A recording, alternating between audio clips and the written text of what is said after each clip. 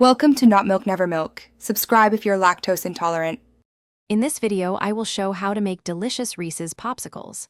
First, let's gather our simple ingredients. You'll need about 1/2 cup of creamy peanut butter, 1/4 cup of chocolate syrup, and 1 cup of milk.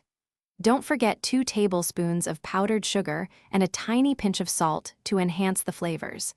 Make sure your popsicle molds and sticks are ready for the next steps. Now, let's create the rich peanut butter base. In a medium bowl, combine your 1/2 cup of creamy peanut butter with 2 tablespoons of powdered sugar and that small pinch of salt. Mix these together thoroughly.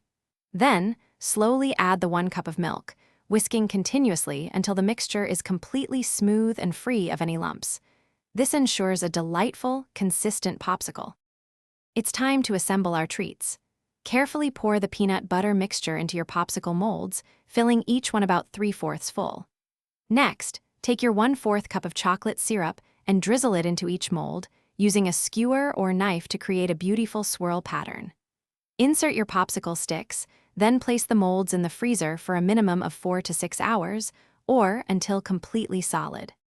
Once your Reese's popsicles are perfectly frozen, it's time to enjoy them.